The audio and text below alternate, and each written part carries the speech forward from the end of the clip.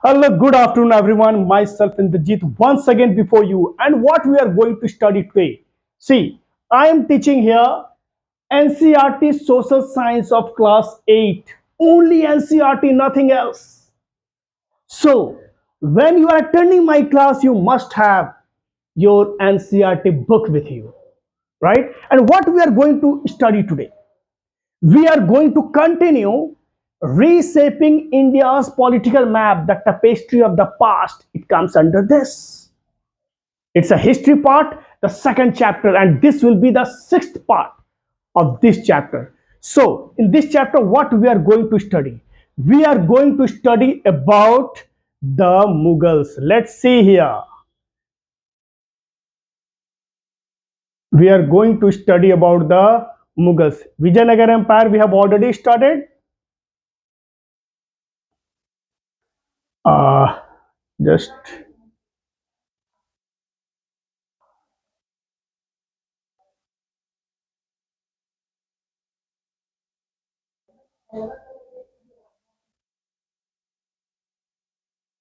see here, just give me 1 minute.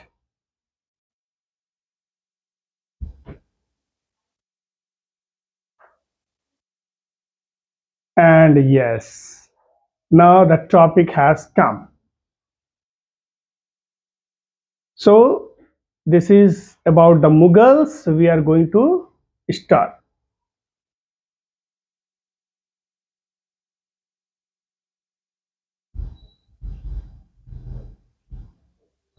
We are going to start about the Mughals. Now, it is going to be very interesting because when we talk about Mughals, we are going to talk about Babur.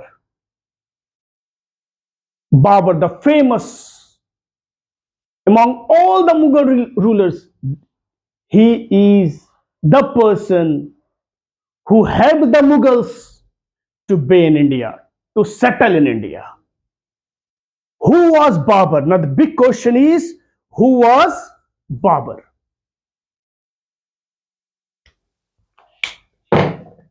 Who was Babur? It's a big question. Why the Delhi Sultanate weakened? Now, I am going to talk about the entry of Babur in India, how it happened. We are going to talk about this. So, you will learn everything about Babur in this video. So, don't miss my video. See, we are going to talk about the Mughals. So, let's start the journey. Don't go anywhere. The Mughals, while the Delhi Sultanate was getting weakened, at that time, Babur, a Turkic Mongol ruler, he was a Turkic Mongol ruler. Turkic Mongol, you know what was his descendant? Descendant.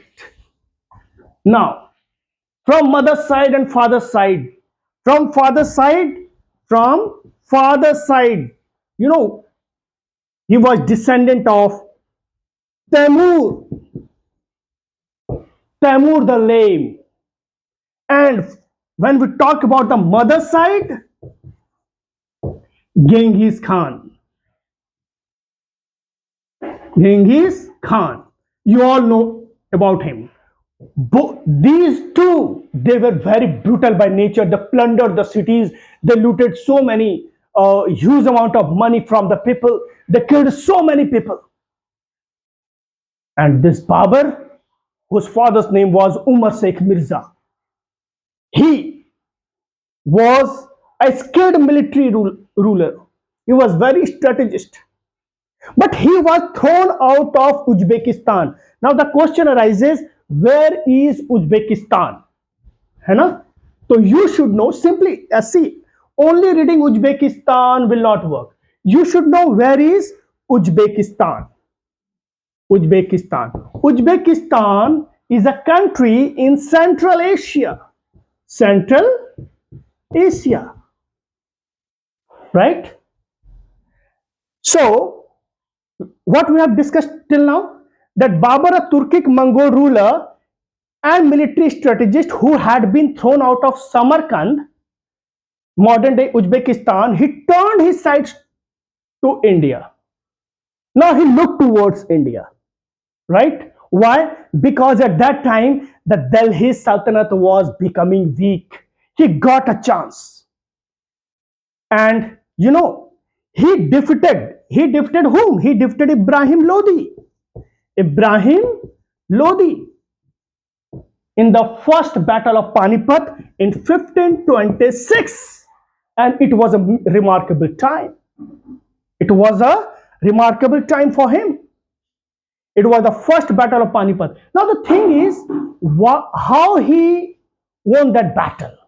He used heavily gunpowder, artillery, matchlock, all these things he used, and he was the first person. It comes in the competition, general competition also, that named the Mughal ruler who first made use of the gunpowder or the matchlock or all these things.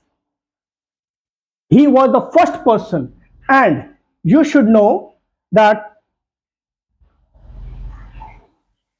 he after this he laid the foundation of the Mughal Empire in India, right? And all these things he has written in his autobiography, Babar Nama. What is the name? Babar Nama. Note down somewhere that in Babar Nama, Babar has written, it is the autobiography. Autobiography. What was the autobiography? It was Babar Nama.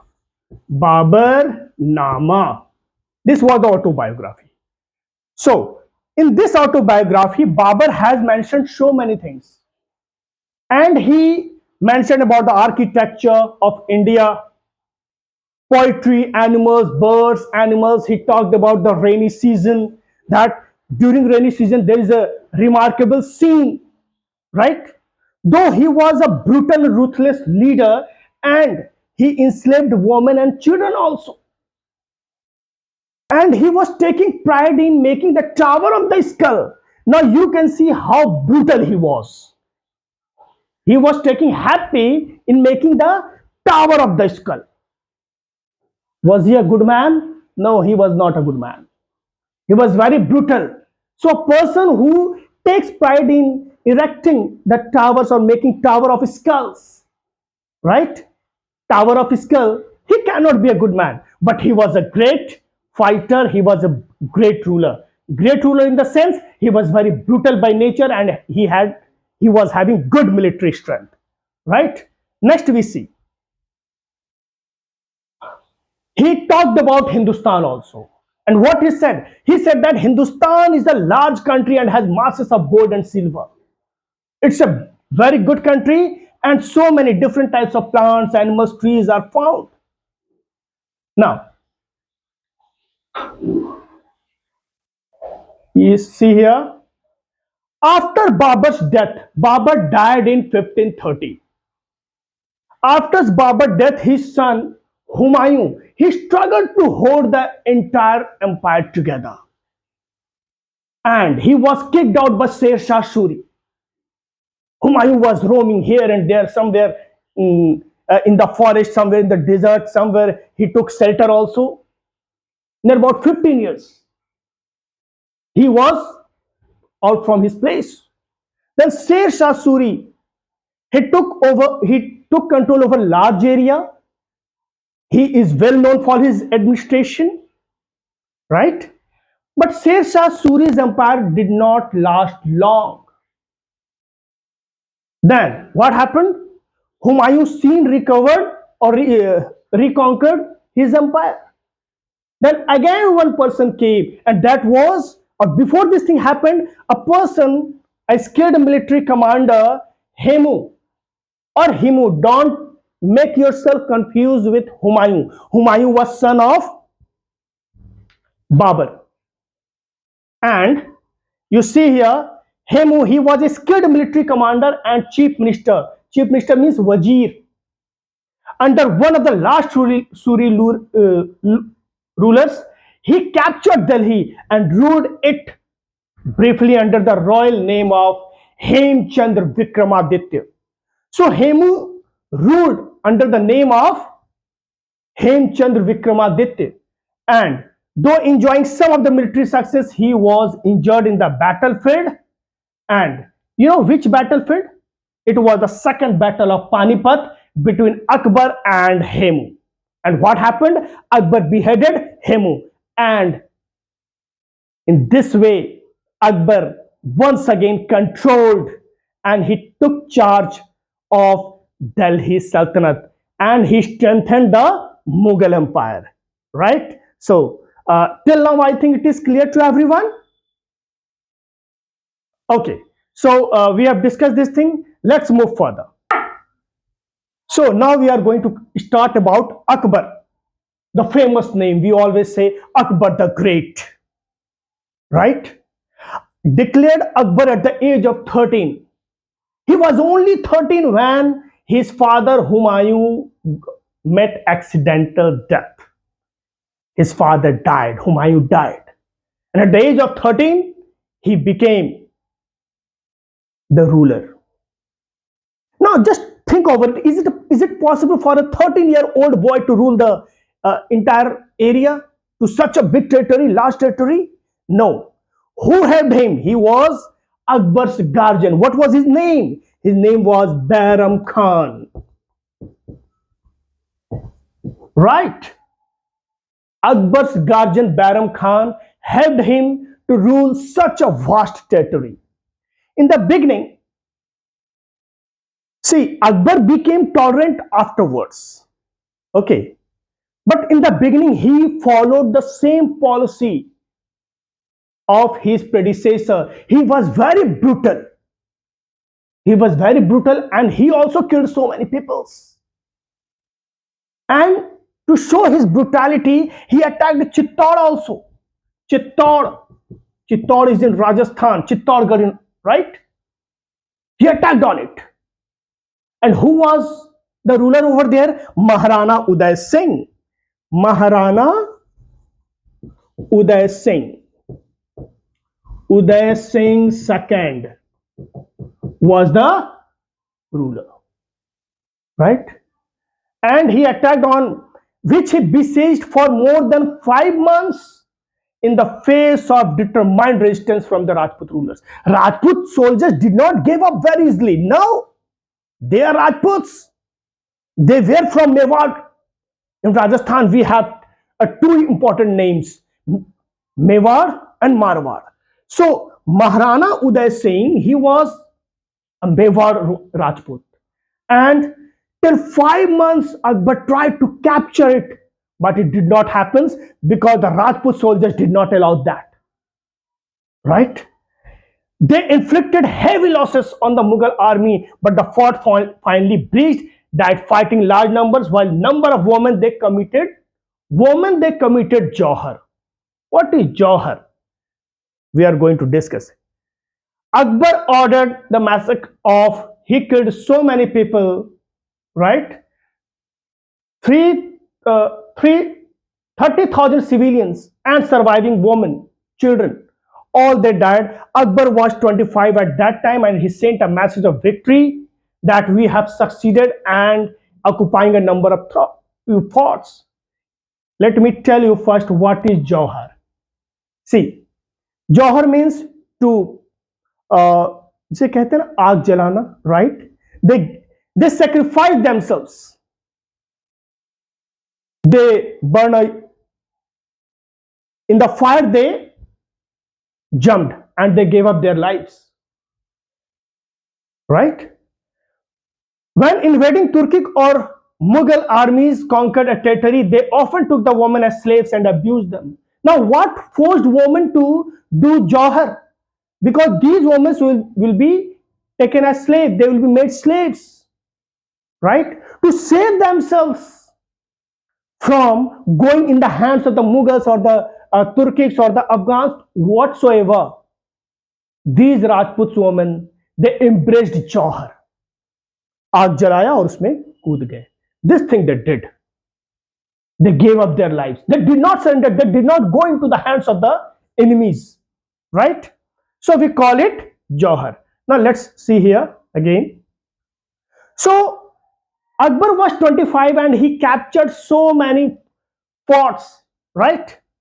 And he tried to proved them himself and to the whole world that this war is against the non-Muslims. I am here to strengthen Islam.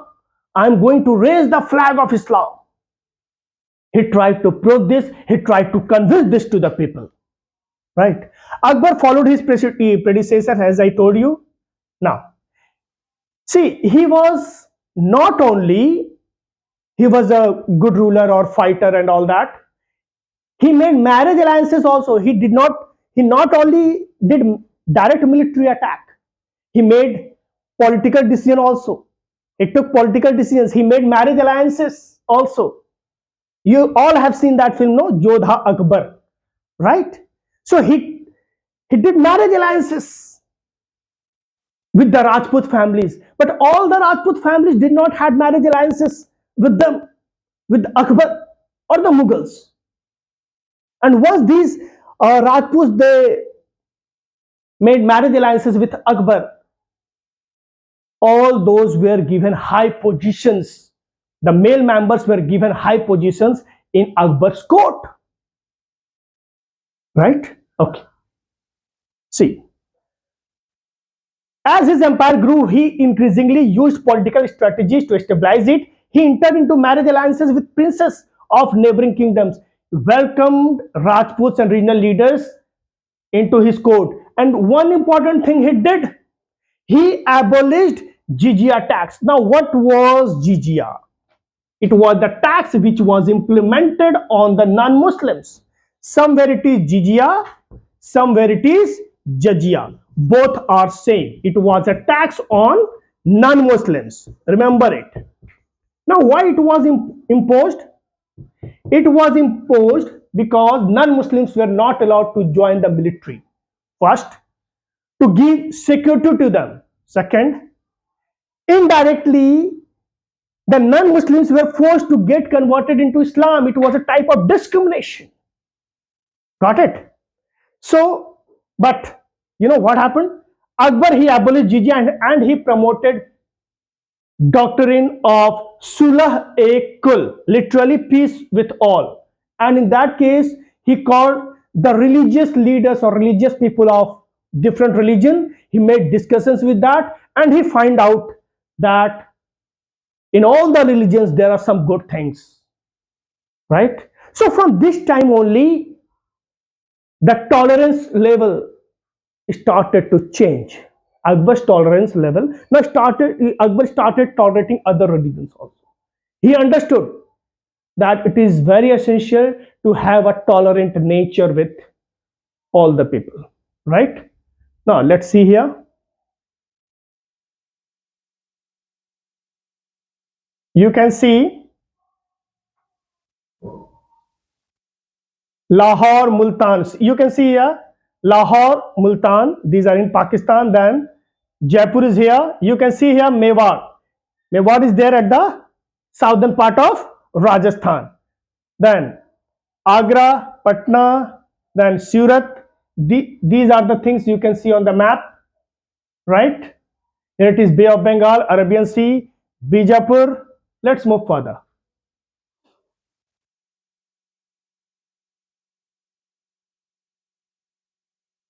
As I told you, the Hindu officers were given high positions, and Akbar made so many reforms. Right?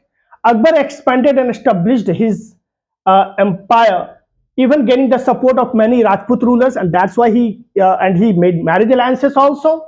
Okay.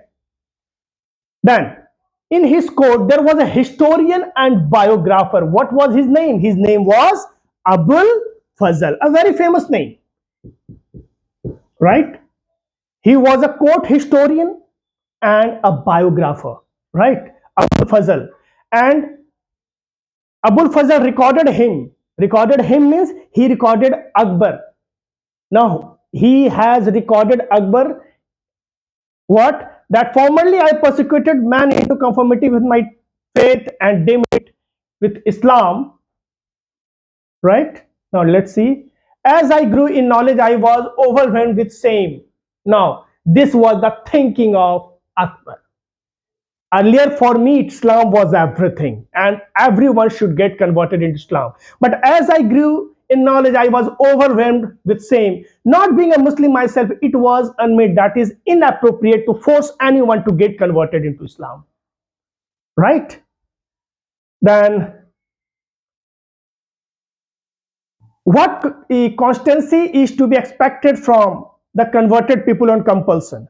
See, a person who is compelled to get converted, how long he is, and where the faith will come, because this thing he had done with under pressure.